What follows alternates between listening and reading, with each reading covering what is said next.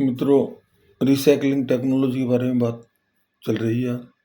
Recycling technology के कई steps हैं।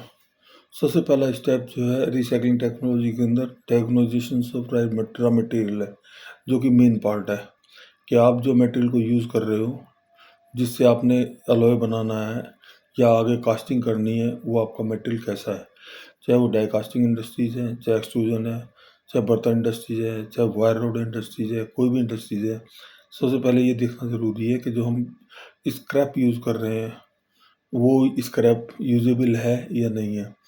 इसका रोल जो है रिसाइकलिंग टेक्नोलॉजी के अंदर या कास्टिंग के अंदर मोर देन 40% करीबन जो है इसका रोल होता है, जिसे डायग्नोजेशन ऑफ रॉ मटेरियल बोलते हैं। रॉ मटेरियल के बाद में फिर इसका प्रोसेसिंग होता है कि इसको किस तरह से प्रोसेस करना है। मेल्टिंग है, मेल्टिंग के बाद कास्टिंग है, ये प्रोसेस होता है इसके अंदर। कास्टिंग प्रोसेस के बाद में फिर आता है इंस्पेक्शन।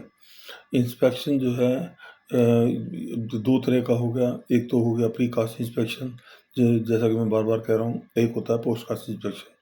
प्री कास्ट इंस्पेक्शन वो होगा जैसे कोई किसी आदमी को हॉस्पिटल में भर्ती किया तो उसको डॉक्टर लोग जो हैं जाके उसको चेक करते हैं कि इसका ब्लड का क्या है, ब्लड में कोई प्रॉब्लम तो नहीं है। उसका एक्सरे देखते हैं, अल्ट्रासाउंड देखते हैं, उसके जो है और जो भी टेस्ट हैं वो टेस्ट देखते हैं कि इसमें जो है क्या क्या प्रॉब्लम है। उसके बाद उसी हिसाब से उसका इलाज किया जाता है। ऐसी कास्टिंग इंडस्ट्रीज़ के अंदर भी होता है कि पहले जो है इंस्पेक्शन कर लिया जाता है कि प्री कास्ट इंस्पेक्शन के अंदर देख लिया जाता है कि गैस है, इंक्लूजन है, ड्रोस है, या क्या चीज़ है, क्या प्रॉब्लम है। उसी हिसाब से उसका ट्रीटमेंट कर लिया जाता है। उसके बाद में कास्टिंग की जाती है। दूसरा होता है post cast inspection. Post cast inspection वो आपने कास्टिंग कर ली और उसमें लाइन इंस्पेक्शन कर रहे हैं कि लाइन इंस्पेक्शन में इसमें हार्ड स्पॉट आ गया, कितने हार्ड स्पॉट आ रहे हैं, इंक्लूजन आ रहा है, पिन होल आ रहा है, ब्लो आ रहा है। इसको बोलते हैं post cast inspection. Post cast inspection को मैं पोस्टमार्टम बोलता हूँ। जब एक आदमी मर ही गया, उसका फिर इंस्पेक्शन करने का फ़ायदा क्या है।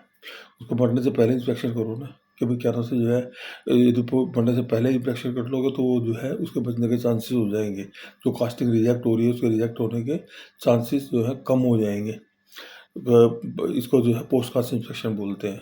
पोस्ट कास्ट इंस्पेक्शन के बाद में ये कास्टिंग एरिया में हो गया। उसके बाद में फिर इसका मशीनिंग एरिया है। मशीनिंग एरिया के अंदर जाके उसका पता लगता है कि टर्निंग करते हैं या सीएनसी करते हैं तो उसमें जो है और जो डिफेक्ट जो होते हैं वो डिफेक्ट जो है क्लियर हो जाते हैं। इसको ये भी जो है एक तरीके से पोस्टमार्टम ही हो गया। एक तो प्री पोस्टमार्टम हो गया, एक पोस्टमार्टम हो गया, फाइनल पोस्टमार्टम हो गया। इसे फाइनल पोस्टमार्टम बोलते हैं। तो फाइनल पोस्टमार्टम के बाद तो फिर तो वो तो जो है रिजेक्ट ही हो गया, रिजेक्शन ही हो गई।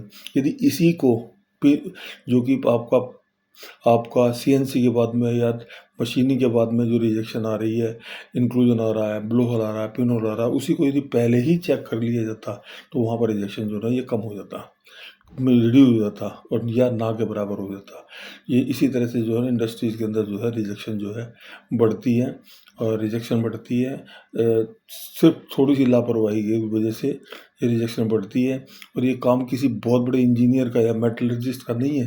एक लेमैन जो कि बिल्कुल अनपढ़ है, जो कि बिल्कुल थोड़ा सा ही लिखना पढ़ना जानता है, वो भी इस काम को बड़े आराम से देख कर उसको एक थोड़ा समझा दो तो वो कर लेगा कि ये यदि इस तरह का है तो ये दिक्कत है, इस तरह का है तो ये दिक्कत है। और वो जो है पहले इंटीमेट कर देगा और इंटीमेट करने के बाद में जो पोस्ट कास्ट जो इंस्पेक्शन के अंदर जो प्रॉब्लम आ रही है वो प्रॉब्लम बिल्कुल ना के बराबर हो जाएगी।